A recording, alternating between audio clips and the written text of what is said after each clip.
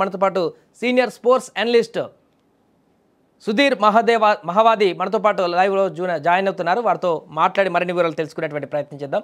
సుధీర్ గారు నమస్తే అండి. నమస్తే సాయి, ఎలా ఉన్నారు? Fine fine.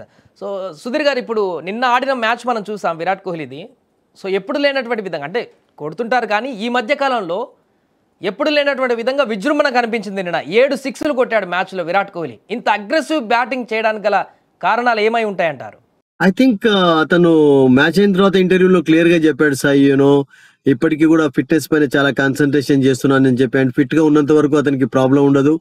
అండ్ ముఖ్యంగా ఎప్పుడైతే ఇంటర్నేషనల్ మ్యాచెస్ ఆడనటువంటి అవకాశం ఉంటుందో అప్పుడు మైండ్ లో గేమ్ ఆడతానని కూడా చెప్పాడు. అది కూడా చాలా ఇంపార్టెంట్. అంటే మీరు చూడండి, ఈవెన్ సింగర్స్ కూడా ఏం చేస్తారంటే స్టూడియోలో పోయే ముందు అసలు యాక్చువల్గా ఆ పాటను వాళ్ళు మైండ్ లో ఆలోచిస్తూ ఉంటారు, ఎలా పాడాలి, ఎలా చేయాలి అని చెప్పి. సో అట్లా ప్లేయర్ కూడా, క్రికెటరే కావచ్చు, హాకీ ప్లేయరే కావచ్చు, ఈవెన్ చెస్ ఆడుతున్నప్పుడు చెస్ లో మైండ్ గేమ్ ఎక్కువగా ఆడుతుంటారు. సో అలా అంటే మూవ్ చేస్తున్నట్టు అక్కడ మూవ్ వేస్తున్నట్టు, సో అట్లా అతను క్లియర్ గా మైండ్ లో గేమ్ ఆడడం అనేది కూడా చాలా చాలా హెల్ప్ఫుల్ గా ఉందని చెప్తున్నాడు. వండర్ఫుల్ ఇన్నింగ్స్, మామూలు ఇన్నింగ్స్ కాదు సాయి. మీరు చూడండి, ఫస్ట్ హాఫ్ సెకండ్ హాఫ్ కు చాలా తేడా కనబడింది. తన టెక్నిక్ ను మార్చుకోవాల్సి కూడా వచ్చింది. అంటే ఆయన అనుభవం, ఎక్స్పీరియన్స్ అనేది క్లియర్ గా కనబడింది. అండ్ టైమింగ్ అద్భుతంగా చేస్తున్నాడు. తర్వాత ఫిట్నెస్ లో ఎటువంటి ప్రాబ్లమ్స్ కనబడలేదు. Is 37, don't forget. అంటే ఏజ్ అనేది జస్ట్ నెంబర్ అని చెప్పి నిరూపిస్తున్నాడు.